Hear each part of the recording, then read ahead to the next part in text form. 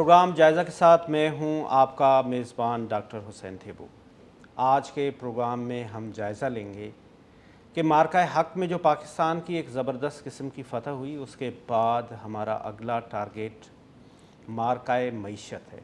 اب مارکہ معیشت کو کس طرح سے پاکستان نے سکسیسفلی کرنا ہے، اس کے لیے ہمارے سارے انڈیکیٹرز جو ہیں وہ الحمدللہ بالکل ٹھیک ہیں، کیونکہ معیشت کو اسٹرانگ کرنے کے لیے، کسی بھی ملک کی اکانومی کو بہتر کرنے کے لیے اس ملک کا اسٹرانگ ہونا بہت ضروری ہے۔ ابھی ہم نے حالیہ اسرائیل، ایران اور امریکہ کے جنگ میں یہ دیکھا کہ پاکستان ایک بہت مضبوط، ایک بہت اسٹرانگ ملک ابھر کے سامنے آیا، اور ہم نے دیکھا کہ جی سی سی کے جو ممالک تھے، خاص طور پہ جو عرب کنٹریز کے کچھ شہر تھے جہاں پہ کافی ڈیولپمنٹ بھی تھی، کافی وہاں پہ لوگ آ کے ٹھہرتے بھی تھے، لیکن وہ سسٹین کر نہیں پائے جنگ کے حالات میں، اور راتوں رات وہاں سے لوگ نکل گئے۔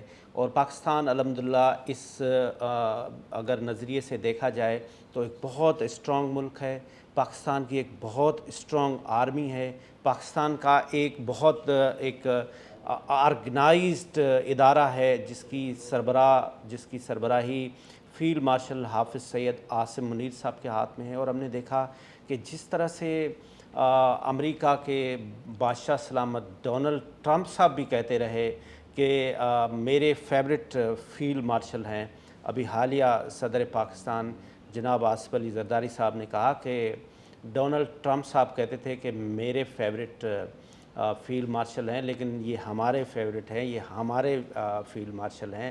تو یہ بڑی فخریہ بات ہے، اور ہم نے دیکھا کہ اس طرح سے پاکستان کی جو امیج بلڈنگ ہوئی اور پاکستان کی جو پرسپشن کریشن ہوئی وہ امیزنگ تھی۔ دنیا نے اس کو بہت اپریشیٹ کیا۔ پہلے تو یہ ہوتا تھا کہ دنیا دیکھتی تھی پاکستان کو ایک انڈین لینس کے تحت، کہ انڈیا ایک بہت بڑا ملک ہے اور یہ اس خطے میں بہت ایک آبادی والا ملک ہے، لیکن ہم نے دیکھا کہ جو 10 مئی 2025 کو ہوا، وہ پاکستان نے ایسا کچھ کر کے دکھا دیا کہ دنیا کو یہ بتا دیا کہ India is nothing, India is no more. India میں صرف اور صرف جو نریندر مودی ہے، اس کی جو RSS کی آئیڈیالوجی ہے، وہ صرف اور صرف انتہا پسندی بھی ہے۔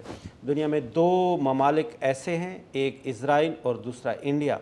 میں سمجھتا ہوں کہ ان دونوں کی جو لیڈرشپ ہے، ایک نیتن یاہو ہے، دوسرا نریندر مودی ہے، ان کی آئیڈیالوجی میں انتہا پسندی ہے، اور پاکستان نے ان دونوں کو ٹف ٹائم دیا اور یہ ثابت کیا کہ پاکستان ایک اسٹرانگ ملک ہے۔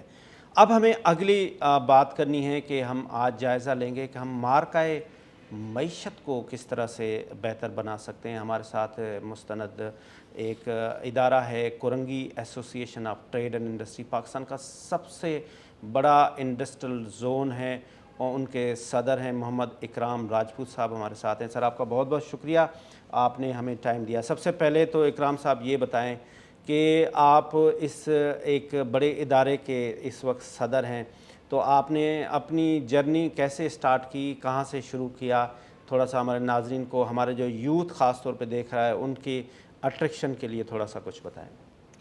تھینک یو تھیبو صاحب، آپ تشریف لائے اور ہمیں اپنے پروگرام میں مدعو کر رہے ہیں۔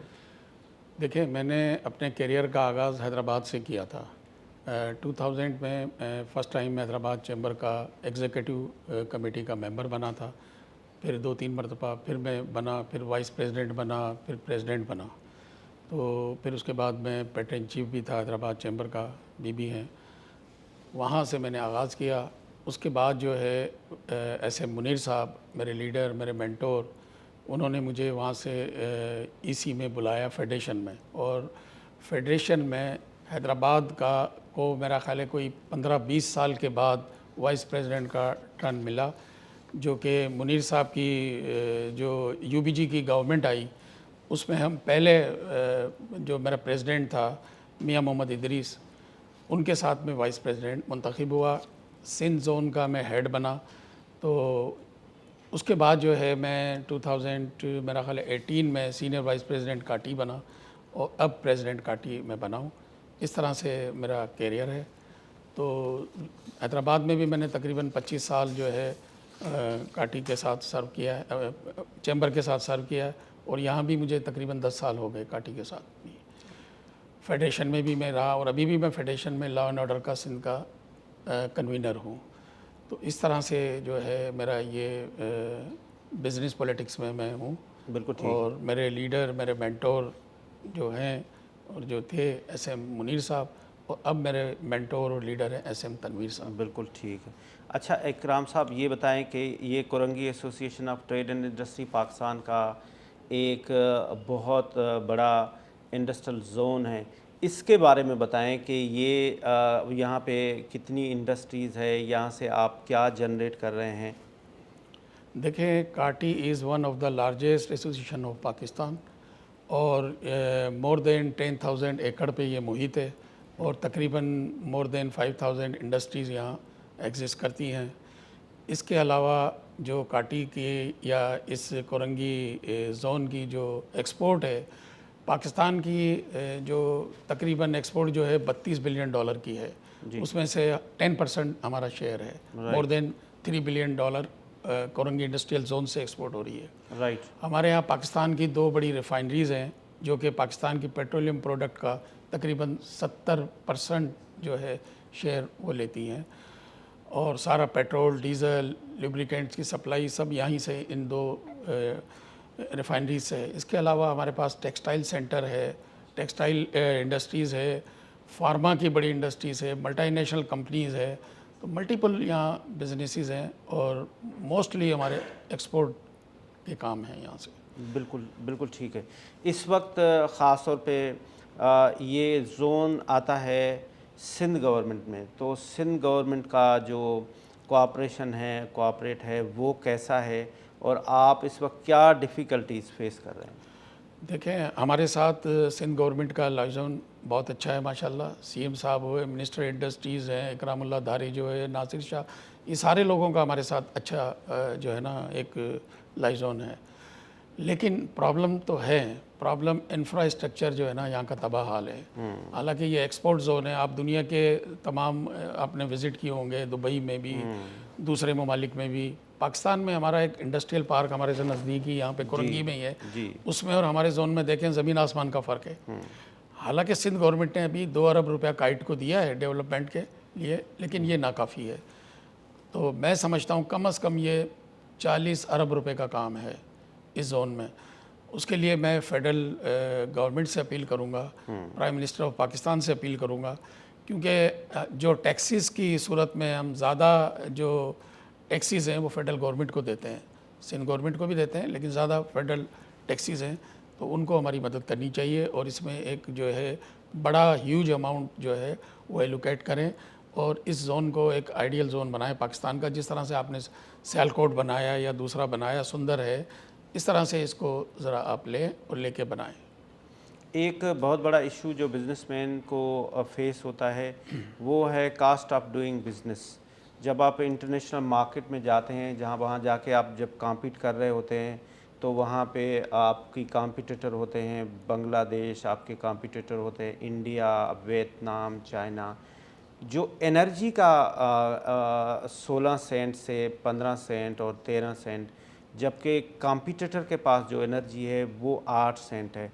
اس کے لیے آپ کیا کہیں گے؟ بالکل ٹھیک کہا آپ نے کہ یہ پرابلم ہے، ریجن میں ہم کمپیٹ نہیں کر پاتے، ہماری کاسٹ آف ڈوئنگ بزنس زیادہ ہے. وہ اس کی وجہ جس طرح آپ نے بتایا کہ باہر جو ہے ان ریجن میں 9 سینٹ کا ریٹ ہے الیکٹرک کا، ہمارے یہاں 14-15. دوسری بات یہ ہے کہ جی ہمیں کراچی میں خاص کر کے ہمیں پانی بھی خریدنا پڑتا ہے، ٹھیک ہے نا، وہ بھی ہماری ایک کاسٹ ہے. تو اس کے علاوہ جو ہے گیس کا پرابلم ہے، دوسری چیزوں کا پرابلم تو ہے. اور کاسٹ آف ڈوئنگ بزنس جو ہے نا، اگر ہم پاکستان میں کمپیئر کریں پنجاب سے یا سندر سے، تو ہماری زیادہ ہے، اور ریجن میں تو ویسے ہی پرابلم ہے. تو یہ چیزیں ہیں. جبکہ جو زیادہ تر انرجی پروڈکشن بھی ہوتی ہے تو وہ بھی سندھ سے ہوتی ہے. بالکل، لیکن کاسٹ جو ہے وہ according to other provinces Sindh میں زیادہ ہے. اس کے لیے کیا آپ کہیں گے؟ دیکھیں، بالکل آپ نے ٹھیک کہا. اب جو گیس ہے وہ سندھ سے پروڈیوس ہو رہی ہے، پیٹرولیم مصنوعات بھی ہو رہی ہے. تو یہ دنیا کا اصول ہے کہ جہاں سے جو چیز نکل رہی ہے سب سے پہلے آپ نے ان کی ڈیمانڈ پوری کرنی ہے، لیکن وہ ایسا نہیں ہو رہا ہے. اور وہ گیس اس ریشو سے ہمیں نہیں مل رہی ہے، جس کی وجہ سے ہماری انڈسٹریز سفر کر رہی ہے، ہماری کاسٹ آف پروڈکشن بڑھ رہی ہے، تو کیونکہ ہمیں الٹرنیٹیو چیزوں پہ جانا پڑتا ہے جس کی وجہ سے ہماری کاسٹ بڑھتی ہے۔ تو ایک چیز اور میں آپ کا بتاؤں، یہ ٹیکسیز، سپر ٹیکس، فلاں ٹیکس، ان کو بھی گورنمنٹ کو ریویو کرنا چاہیے، اس سے ہماری کاسٹ میں بڑا فرق آ رہا ہے۔ دوسری بات ہے کہ ہم ایکسپورٹ کرتے ہیں، ایکسپورٹ میں ہم نے آج کا ریٹ دے دیا، ٹھیک ہے، ہمیں پتہ نہیں ہوتا کہ کل کیا ٹیکس بڑھا دیں گے، کل کوئی نئی لیوی آ جائے گی، کل کوئی اور چیز آ جائے گی، تو یہ انسرٹینٹی ہے، اس کو دور کرنا چاہیے۔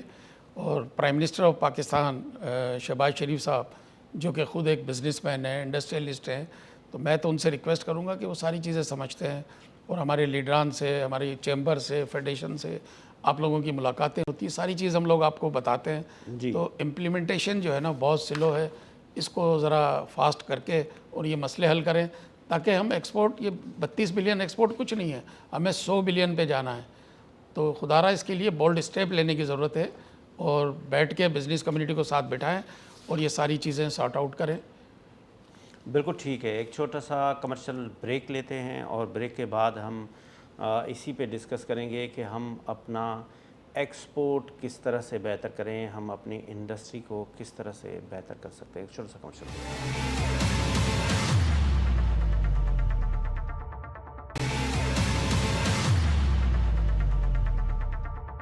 جی ویلکم بیک ناظرین۔ بریک سے پہلے ہم بات کر رہے تھے کہ ہم اپنے بزنسز کو کس طرح سے بہتر بنا سکتے ہیں۔ خاص طور پہ پاکستان کا بہت بڑا پوٹینشل ہے، پاکستان کے پاس 65% یوتھ ہے، پاکستان کے پاس 4 موسم ہیں، پاکستان کے پاس انڈسٹریل سارے کے سارے ایوینیوز ہیں، پاکستان کے پاس اسپیشل اکنامک زون ہے، اس کے ساتھ ساتھ زبردست قسم کی ایک مضبوط افواج ہے، لیڈرشپ ہے۔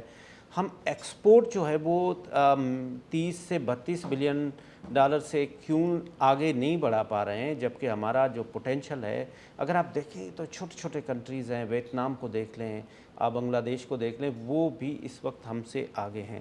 محمد اکرام راجپوت صاحب، آپ کیا کہیں گے کہ ہم پاکستان کا ایکسپورٹ کیسے بڑھا سکیں؟ دیکھیں، میں نے جس طرح پہلے بھی آپ کو کہا کہ یہ ٹیکسیز وغیرہ جو سپر ٹیکس اور یہ ٹیکسیز ہیں، ان کو کم کرنا چاہیے، بلکہ ایکسپورٹ پہ ٹیکسیز جو ہے نا ویو آف کر دیں گے، کیونکہ بات یہ ہے کہ جب ہمارا ایکسپورٹ آئے گی، فورن ایکسچینج آئے گا، تو ملک کا بڑا فائدہ ہے۔ دوسری بات، میں فیلڈ مارشل صاحب کو، جنرل عاصم منیر صاحب کو میں مبارکباد بھی دوں گا، اور میں ان کو سیلیوٹ کروں گا۔ یہ جو ابھی 3 ملکی جو ڈیفنس پیکٹ ہوا ہے، مکہ پیکٹ جو ہوا ہے، جی، وہ بڑا زبردست ہے ہمارے اسلامک ورلڈ کے لیے، ٹھیک ہے۔ اور جس طرح آپ نے کہا ہماری 65% یوتھ کا، تو وہ یوتھ جو ہے نا اس میں بڑی ایکسپورٹ ہوگی۔ پہلے بھی ہمارا کافی یہاں سے جو ہے یوتھ ہے سعودیہ میں ادھر، لیکن اب اس پیکٹ کے بعد جو ہے نا وہ نئے ایونیوز کو لیں گے انشاءاللہ، بزنس کے بھی اور امپورٹ ایکسپورٹ کے بھی، دونوں ان کے ساتھ جو ہمارا ٹریڈ ریلیشن آلریڈی ہے، لیکن یہ کافی بوسٹ کرے گا ابھی۔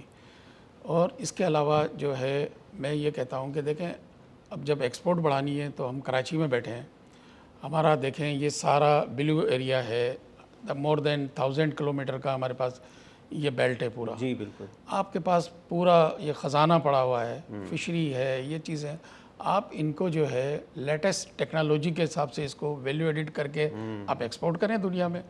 میں کہتا ہوں دوسرا سیکٹر کی آپ کو ضرورت ہی نہیں ہے، یہ ایک سیکٹر آپ کا اتنا زبردست پورا 1200 کلومیٹر کا پورا بیلٹ ہے، لیکن اس پہ کوئی کام نہیں ہو رہا ہے، اس پہ کام کرنے کی ضرورت ہے، اس سے ایکسپورٹ بڑھے گی۔ اس کے علاوہ ہمارا مائنرلس جو ہے وہ کافی ہے، بلوچستان میں، KPK میں، سندھ میں بھی ہے، اس کو ایکسپورٹ کریں۔ ہمارا ملک ایک ایگریکلچر کنٹری ہے، ہماری ایگریکلچر پروڈکٹ جو ہے وہ ایکسپورٹ ہونی چاہیے، ویلیو ایڈڈ ہو کے۔ ہم را کے طور پہ چیزیں دے رہے ہیں، اس کا ہمیں کچھ نہیں۔ جہاں تک یہ یوتھ کا ہے، تو یوتھ بھی ہم جو دے رہے ہیں وہ لیبر میں دے رہے ہیں۔ اگر اسکلڈ یوتھ ہم دیں، اسکلڈ لوگوں کو باہر بھیجیں، تو آپ دیکھیں آپ کا فارن ایکسچینج کہاں سے کہاں پہنچے گا۔ تو اس کے لیے ظاہر ہے کچھ ادارے کام کر رہے ہیں، مزید کام کرنے کی ضرورت ہے اسکل تیار کرنے کے لیے، تاکہ جو بھی باہر لوگ جائیں وہ اسکلڈ ہو کے جائیں، اس سے ظاہر ہے ان کی سیلری اچھی ملے گی، ورنہ وہ لیبر کے اندر تو کچھ بھی نہیں ہوگا۔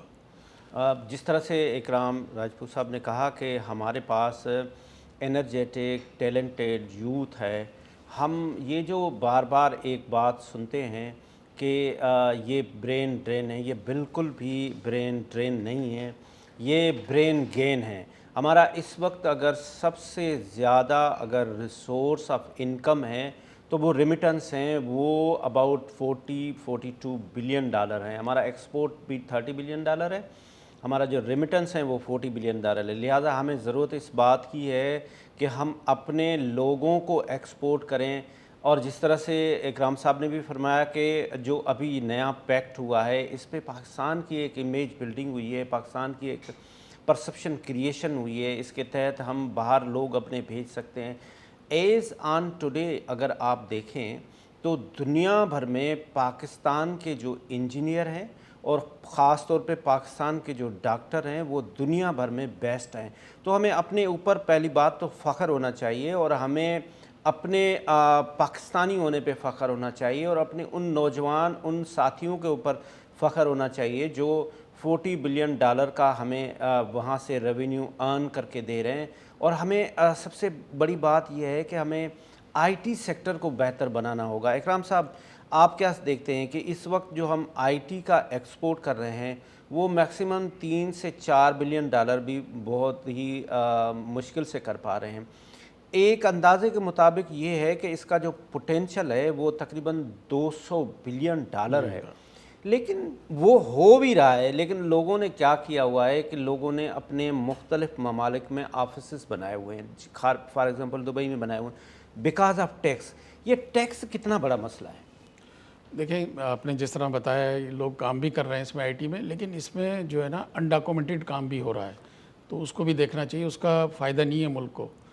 तो इसमें जो है आईटी में बहुत गुंजाइश है और बड़ा काम करना चाहिए। हमारा नेबर कंट्री देखो इंडिया की, उसकी एक्सपोर्ट देखें आप आईटी की, हमारी एक्सपोर्ट कुछ भी नहीं है। तो इस पे गवर्नमेंट को तवज्जो देनी चाहिए और इस पे नए नए इंस्टीट्यूट बनाएं और लोगों को ट्रेंड करें, इस पे काम करें। इसमें काफ़ी काम की गुंजाइश है आईटी। रीजनल ट्रेड की कितनी इम्पोर्टेंस है, ख़ास तौर पे जो अभी हमारे हालात बेहतर हो रहे हैं, तो ईरान के साथ ट्रेड अगर किया जाए तो उस पर आप क्या कहेंगे? देखें, बिल्कुल आपने बहुत अच्छा सवाल किया। ईरान के साथ देखें, अभी दुनिया डोनाल्ड ट्रंप जो है वो बार बार फील्ड मार्शल और प्राइम मिनिस्टर पाकिस्तान, और ये सारा सैलेसी का किरदार जो हमने अदा किया, इससे हमें बेनिफिट क्या हुआ? मैं कहता हूँ सबसे बड़ा बेनिफिट ईरान में पड़ा हुआ है हमारा। क्यों नहीं लेते हैं ये? जी इनको ये क्लियरेंस आराम से मिल सकती है, थोड़ा कोशिश करें। ईरान से हम पेट्रोलियम प्रोडक्ट लें, हमें इतना सस्ता पेट्रोल डीजल मिलेगा, गैस मिलेगी, हमारे इंडस्ट्रीज़ का, आवाम का सारे मसले इससे हल हो जाते हैं। ठीक है ना? तो ये क्यों नहीं कर रहे हैं? इतना बड़ा बिल हम जो दे रहे हैं इसमें इंपोर्ट पे, दूसरी जगहों से जो पेट्रोल डीजल हम ख़रीद रहे हैं वो बड़ा हाई रेट्स पे कर रहे हैं, तो लोगों को रिलीफ नहीं मिल रहा। यहाँ की आवाम जो है बेचारी, अब 40,000 रुपये 35,000 रुपये में जो बंदा जॉब कर रहा है, प्राइवेट जॉब कर रहा है, उसको 1 लीटर पेट्रोल डेली चाहिए, वो नहीं अफोर्ड कर सकता। तो इसके लिए मैं प्राइम मिनिस्टर साहब से, फील्ड मार्शल साहब से भी रिक्वेस्ट करूँगा कि खुदारा ईरान के साथ ट्रेड खुलवाएं। अभी कुछ नहीं है, अब अमेरिका जो बहादुर है, अब उसकी वो चीज़ें ख़त्म होती जा रही है। ईरान जो है उसको ऊपर से नीचे लेके आ गया है माशाल्लाह। तो अभी कोई मसले मसाइल नहीं है, आप इस पे बोल्ड स्टेप लें और ईरान के साथ ट्रेड शुरू करें, बल्कि बायलैटरल ट्रेड शुरू करें, ताकि हमारी चीज़ें भी वहाँ एक्सपोर्ट हो और उधर से पेट्रोलियम मसनूआत हमें मिलेगी। हमारे मुल्क का बहुत बड़ा बेनिफिट है इसके अंदर। अभी हम चाइना गए थे तो वहाँ पे जो चाइना का डिप्टी चीफ था वहाँ पे सीपीसी का, चाइना कम्युनिस्ट पार्टी का, उससे मैंने सवाल किया कि भाई आप स्पेशल इकनॉमिक ज़ोन बनाए हैं पाकिस्तान में, तो आप उनको क्यों नहीं आबाद कर रहे हैं? तो वहाँ पे प्रोफेसर साहब भी बैठे हुए थे, एहसन इकबाल साहब, तो उन्होंने कहा कि जी you don't have any kind of special economic zone, आपके पास गोदाम है। मैंने कहा वो आप कैसे करें? उन्होंने कहा जी आपके पास मुख्तलिफ 40 ऑर्गेनाइजेशंस हैं और वो हमसे डिमांड भी करते हैं, वी आर विलिंग टू पे, बट वो वन विंडो सोल्यूशन नहीं है जिसकी तहत इंडस्ट्री और इंडस्ट्रियल को बहुत बड़ा मसला हो रहा है। इस पे आप क्या कहेंगे गवर्नमेंट ऑफ, ख़ास तौर पे फेडरल गवर्नमेंट को, कि वो बिजनेसमैन को एक वन विंडो सोल्यूशन दे? देखें, हमारा तो सिंध गवर्नमेंट से भी ये पुराना मुतालबा रहा है और फेडरल से भी रहा है, آپ سندر میں جائیں, سندر اسٹریٹ پاکستان میں ہی ہے نا, ون ونڈو آپریشن ہے وہاں پہ. ہمارے کراچی کے کئی لوگوں نے انڈسٹریز وہاں لگائی, وہ کہتے ہیں ہمیں کہیں جانا نہیں پڑا, ایک جگہ ہم نے اپنے ڈاکومنٹس دیے, وہیں سے ہمیں این او سی مل گئی. ہمارے یہاں آپ 40 ڈپارٹمنٹوں سے این او سی لو, اور پھر این او سی کے ساتھ کیا مسئلے مسائل ہوتے ہیں آپ کو پتہ ہے. گورنمنٹ کی فیس 5,000 روپے ہے, تو ان کو 2 لاکھ روپے اس کے ساتھ وہ چاہیے, اور پھر ٹائم اور یہ وہ, تو یہ چیزیں ساری چیزیں ختم ہونی چاہیے.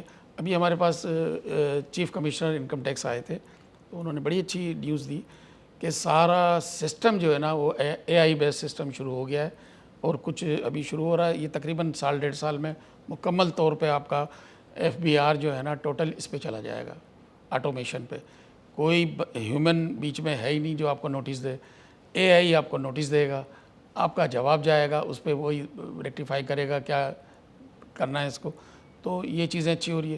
یہاں کیوں نہیں ہو سکتا؟ یہاں بھی ہو سکتا ہے یہ چیزیں. یہ ون ونڈو کر کے آپ سارا اے آئی بیس کر دیں, کسی کی انٹریکشن بیچ میں رہے نہیں, آپ نے اپلائی کیا اور آپ کا رائٹ ہے آپ کو این او سی ملنا, وہ این او سی مل جائے, اس کے لیے ٹائم لمٹ ہو, ہر چیز ہو, اور ون ونڈو کر دے. خاص کر کے انڈسٹریز کے لیے ان کو فوری طور پہ کرنا چاہیے, ورنہ یہاں انڈسٹریلائزیشن نہیں ہو سکے گی. دوسری میں ایک ریکویسٹ اور کروں گا سندھ گورنمنٹ سے کہ یہاں انڈسٹریل اسٹیٹ نہیں ہے, ٹھیک ہے نا. کورنگی کے اندر آج کوئی بندہ انڈسٹری لگانا چاہتا ہے تو 40 سے 45 کروڑ روپے کا پلاٹ ہے.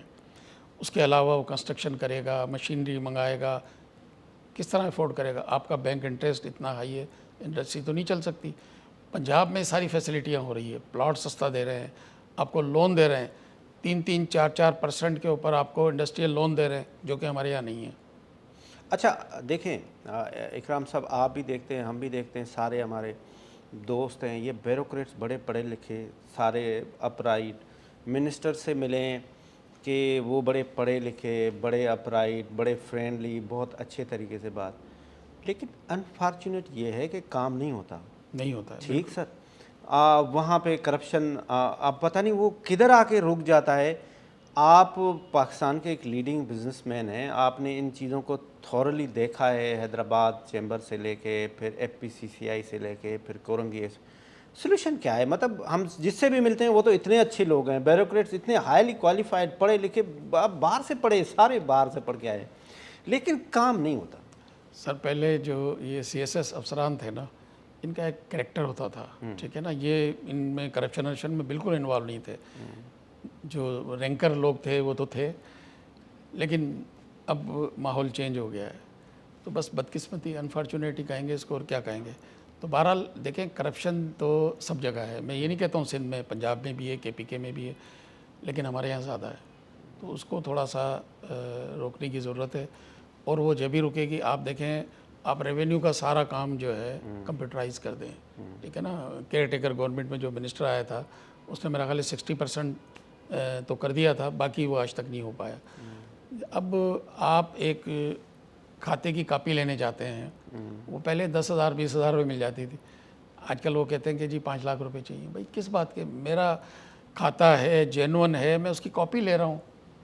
تو یہ چیزیں بس اب یہ دیکھنا چاہیے گورنمنٹ کو. دیکھے ہمارے سی ایم صاحب بیچارے بہت اچھا کام کر رہے ہیں, ہائیلی ایجوکیٹڈ پرسن ہے, جینٹل مین ہے. اور میں نے دیکھا سی ایم صاحب اس دن یہاں آپ کے پاس تشریف بھی لائے, ہمارے پاس, اور بڑی اچھی باتیں بھی انہوں نے کی.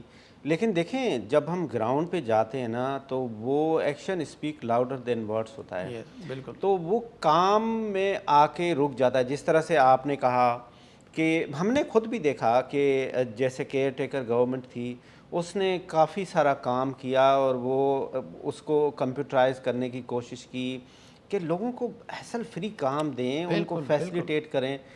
تو وہ جیسے ہی گورنمنٹ نے ٹیک اوور کیا تو وہ آ کے رک گیا. تو اس کا مطلب ہے کہ کوئی مسئلہ تو ہے. ظاہر ہے اس کے لیے کیا آپ مشورہ دیں گے؟ بس گورننس اچھی کرنے کی ضرورت ہے, ذرا اس پہ توجہ دی جائے. دوسری بات ہے کہ جو نیچے کرپٹ لوگ ہیں ان کو ہٹا کے کوئی آنیسٹ لوگوں کو لگایا جائے, تاکہ یہ کام میں بہتری ہو. کہ انڈسٹریز کا پہیہ چلے گا تو ہمارا ملک چلے گا. انڈسٹری چلے گی تو ہمارے لوگوں کو روزگار ملے. گورنمنٹ اتنے بندوں کو روزگار نہیں دے سکتی. کتنے بندوں کو؟ ایک لمٹ ہی ہوگی نا. انڈسٹری دے گی نا روزگار. جب انڈسٹری فلورش کرے گی تو لوگوں کو روزگار ملے گا, گورنمنٹ کو ٹیکس ملے گا. تو یہ آپ نہیں سمجھتے کہ جو لیڈر ہوتا ہے نا, اگر وہ ٹرانسپیرنٹ ہے اگر آپ خود یہاں کے پریزیڈنٹ ہیں، آپ خود اگر ڈنڈی نہیں مارے ہیں تو باقی آپ کا اسٹاف کوئی ڈیئر کرے گا کہ کرپشن کرے؟ بالکل صحیح ہے، نہیں کرے گا اگر لیڈر ہمارے مطلب یہ ہے کہ ہم اگر وہ باٹم پہ چلے جائیں، ٹاپ کو اگر چھوڑ دیں تو باٹم والے کی غلطی ہے یا ٹاپ والے کو اپنی آئیز اوپن رکھنے چاہیے؟ سر بات اب میں یہ لمبی بات چلی جائے گی. جی اب سلیکشنز جو ہو رہے ہیں، آپ نے پبلک سروس کمیشن کی چیزیں بھی سن لی. ان کے چیئرمین صاحب جن کو پریزیڈنٹ صاحب نے لگایا تھا اس کا انٹرویو سن لیں آپ. وہ بھاگ گیا چھوڑ کے، بولا میں نہیں چل سکتا اس ماحول میں. اب جہاں پہ D S P, assistant commissioner کروڑوں روپے لے کے چیزیں ہو رہی. بھی آپ نے دیکھا کہ ڈی ایس پیز کا ایک بیج وہاں تھا ٹریننگ پہ، اور وہاں کا جو ہیڈ تھا اس کا آپ سنیں ان سے مطلب کچھ بھی پتہ نہیں. تو یہ چیزیں ہوگی تو تباہی ہونی ہے. اس کو ریویو کرنے کی ضرورت ہے. میں تو یہی ریکویسٹ کروں گا جو ہمارے بڑے ہیں سندھ کے، ان سے ریکویسٹ کروں گا کہ خدا را اس پہ توجہ دی جائے کہ یہ کیوں آوازیں اتنی آ رہی ہے کرپشن کی، اس پہ کنٹرول کیا جائے. آپ ہوپفل ہیں کہ جو کل کا سورج نکلے گا؟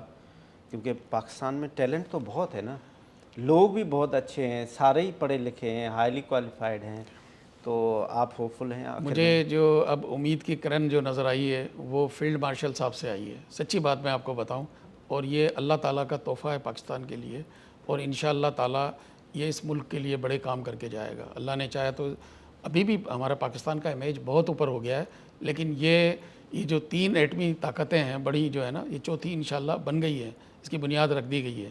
حالانکہ ذوالفقار علی بھٹو کے ٹائم میں 74 میں اسلامک سربراہ کانفرنس جو ہوئی تھی لاہور میں، اس میں اس کی بنیاد رکھی تھی. اور ان لیڈران کو اس کا خمیازہ بھی بھگتنا پڑا. آپ کو پتہ ہے ذوالفقار علی بھٹو کے ساتھ کیا ہوا، شاہ فیصل کے ساتھ کیا ہوا، معمر قذافی کے ساتھ کیا ہوا، حافظ الاسد کے ساتھ، یہ ساری کڑیاں ہیں. تو وہ ان لوگوں نے بنیاد رکھی تھی. آج اس خواب کی تعبیر فیلڈ مارشل صاحب اور پرائم منسٹر پاکستان نے کر دی ہے. انشاءاللہ تعالیٰ یہ بڑا بلاک بننے جا رہا ہے. اور اب جو ہے نا وہ ٹائم چلا گیا کہ رشیا امریکہ کی جو بدماشیاں چلتی تھی اب نہیں چلیں گی انشاءاللہ. بالکل ٹھیک ہے. آپ کا بہت بہت شکریہ محمد اکرام راجپوت صاحب، آپ نے ہمیں ٹائم دیا.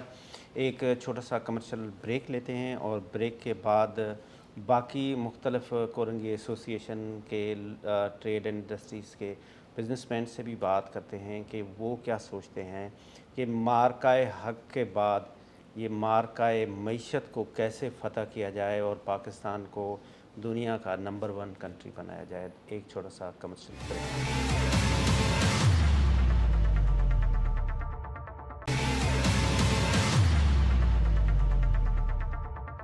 جی ویلکم بیک ناظرین. بریک سے پہلے ہم بات کر رہے تھے محمد اکرام راجپوت صاحب سے، جو پریزیڈنٹ ہیں Korangi association of trade and industries.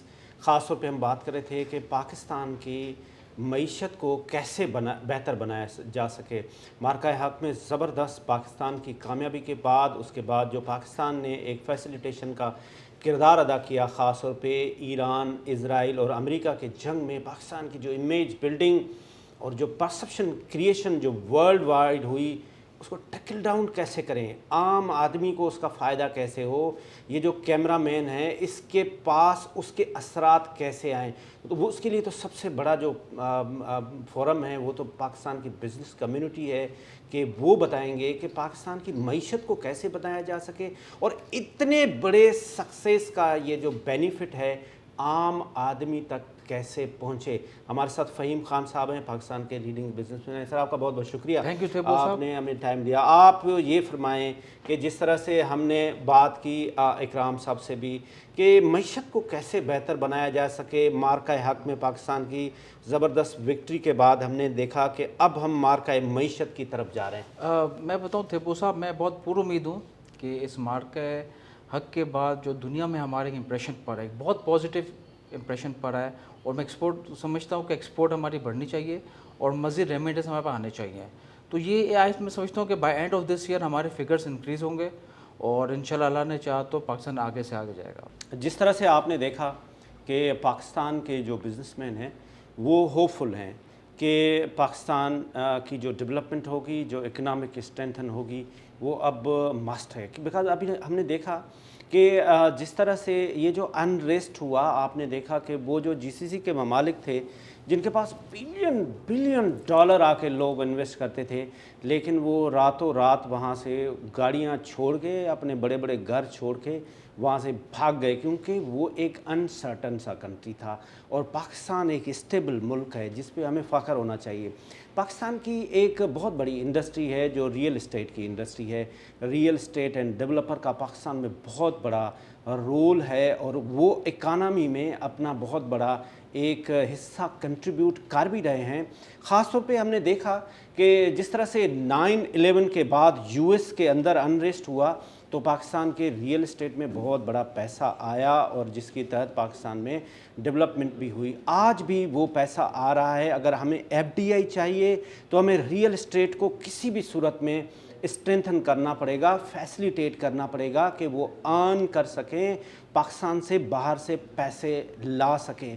ख़ास तौर पे ये जो मार्का हक़ में पाकिस्तान की कामयाबी है, उसके बाद हमें कुछ नए स्टेप लेने पड़ेंगे। हमारे साथ खलीलुर रहमान अल्लाह वाला साहब हैं जो पाकिस्तान के मारूफ रियल इस्टेट के डेवलपर हैं एंड बिल्डर हैं। खलील साहब, आपका बहुत बहुत शुक्रिया।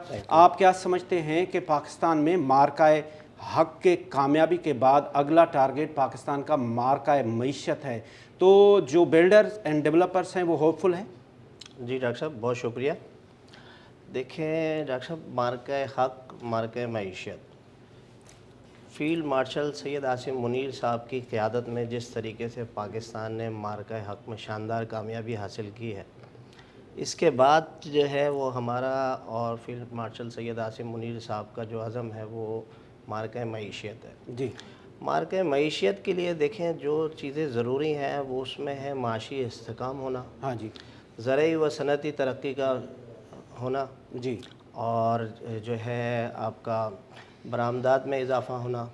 ठीक है, सबसे अहम चीज़ जो है वो जो है जिसका क्राइम रेशो जो है वो बढ़ रहा है, हाँ जी, जिसके लिए बहुत ज़रूरी है नौजवानों के लिए बरसराए रोज़गार फ़राहम बिल्कुल करना, बिल्कुल सही जो बात कि है। बहुत ज़रूरी जी। है। अगर ये सारी चीज़ें हम डिपार्टमेंट और सब मिल के इसको करते हैं तो मार्का मईशत जो है तो इंशाअल्लाह इसमें भी पाकिस्तान ज़रूर सुरखरू होगा। बिल्कुल आपने सही फरमाया कि जिस तरह से सबसे बड़ा मसला क्या है कि जो हमारा मुल्क है, हमारा बॉर्डर है, वो तो मज़बूत है, लेकिन हमें ज़रूरत इस बात की है कि हम अपना ये जो छोटे छोटे मसाइल हैं, जिस तरह से खलीलुर रहमान अल्लाह वाला साहब ने भी कहा कि वो जो आपका स्ट्रीट क्राइम है, आपने इसके ऊपर भी कंट्रोल करना पड़ेगा। जिस तरह से आपका जो बिजनेसमैन है वो उसकी अट्रैक्शन होगी, ख़ास तौर पे इससे एफडीआई आएगी। जिस तरह से मैंने पहले भी कहा कि हमारे मुल्क में कुछ छोटे छोटे मसाइल हैं, ख़ास तौर पे ये जो गवर्नमेंट के डिपार्टमेंट्स हैं ना, इसको हमें थॉरली चीज़ों को देखना पड़ेगा।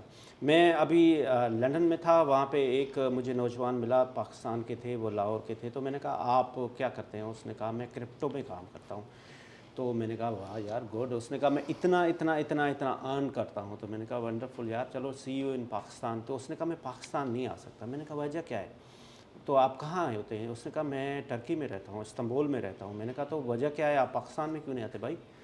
उसने कहा क्रिप्टो के लिए पाकिस्तान के लिए इतनी सख्त पॉलिसीज़ हैं जो मैं बिज़नेस कर ही नहीं सकता। अब दैट इज़ द इशू। अब ये क्रिप्टो बहुत बड़ा बिज़नेस है भाई। अब दुनिया now world is an electronics global village. अब आप ऊँट पे चढ़ के सऊदी अरब हज करने नहीं जाते, हवाई जहाज़ पे जाते हैं। अब आपको सोच में चेंज लानी पड़ेगी। उसके साथ साथ अगर देखें तो पाकिस्तान का जो पोटेंशल है आईटी सेक्टर में वो $200 बिलियन का है। हम क्यों नहीं कर पा रहे? हम 2 से 3 से 4 बिलियन तक क्यों जा रहे हैं? क्योंकि यहाँ पे मसाइल बहुत हैं। आप उसको सबसे पहले तो जो आईटी सेक्टर है आप उसको टैक्स फ्री जोन तो किया है, लेकिन उसमें बहुत ज़्यादा रिस्ट्रिक्शंस हैं। मेरी जो पाशा के चेयरमैन है ज़ुहैब, उनसे भी हमेशा इस बात पे बात होती रहती है। वो मुख्तलिफ सजेशंस भी गवर्नमेंट ऑफ पाकिस्तान को देते हैं, लेकिन ज़रूरत इस बात की है कि बुक्स में नहीं होनी चाहिए ये चीज़। सजेशंस को इम्प्लीमेंट करना चाहिए, उसके बाद ही आपकी मार्का मईशत में बेहतरी आ सकती है। इमरान साहब हैं जो पाकिस्तान से बिज़नेस कर रहे हैं, एक्सपोर्ट भी कर रहे हैं, मिडल ईस्ट के मुख्तलिफ ममालिक में भी काम कर रहे हैं। इमरान साहब, आप कैसे देखते हैं अभी जो हालात हैं और जिस तरह से हमारी मईशत की बेहतरी भी हो रही है, मार्का हक़ के बाद हमारा अगला टारगेट है मार्का मईशत, कैसे देखते हैं? जी बहुत शुक्रिया। सबसे पहले तो आपने हमें मदऊ किया। अल्हम्दुलिल्लाह बहुत अच्छा हमारा बिज़नेस हो गया है, एक्सपोर्ट हमारी बढ़ रही है अल्हम्दुलिल्लाह। اور لوگ آ رہے ہیں, لوگ ہمارے ساتھ بزنس کر رہے ہیں الحمدللہ. مارکہ حق تو ہم نے جیت لیا, مارکہ معیشت بھی جو ہے ہم آپ کیا کیا الحمدللہ کام کر جیتے رہے ہیں. ہمارا الحمدللہ مڈل ایسٹ میں بزنس ہے جو ہم سے ایکسپورٹ کر رہے ہیں. ہم پاکستان میں بھی اچھی ٹریڈ ہے ہماری, سعودیہ میں بھی ہم کام کر رہے ہیں, مڈل ایسٹ میں ہمارا اچھا بزنس ہے الحمدللہ. اور مزید ہم سے بالکل صحیح. لوگ ضرورت اس بات کی ہے کہ ہم ایسے SMEs کو, خاص طور پہ جو اسمال میڈیم انڈسٹری, ہم کو اس کو اسٹرینتھن کرنا ہوگا جس کے تحت ہم پاکستان کی معیشت کو بہتر بنا سکتے ہیں. مارکہ حق میں زبردست کامیابی کے بعد جو پاکستان کی امیج بلڈنگ اور پاکستان کی جو پرسپشن کریشن دنیا میں ہوئی ہے, ہم نے اس کو ٹرکل ڈاؤن کرنا ہے, اس سکسیس کو ٹرکل ڈاؤن کرنا ہے اور اس کو کنورٹ کرنا ہے مارکہ معیشت میں. آج ہم نے دیکھا کہ پاکستان کی بزنس کمیونٹی, پاکستان کے فلنتھراپسٹ اور پاکستان کے سوشل ایکٹیوسٹ سارے اس بات پہ پر امید ہیں کہ پاکستان اپنا مارکہ معیشت بھی فتح کرے گا انشاءاللہ. اس کے ساتھ آج کا پروگرام ختم ہوا. پاکستان ہمیشہ زندہ باد.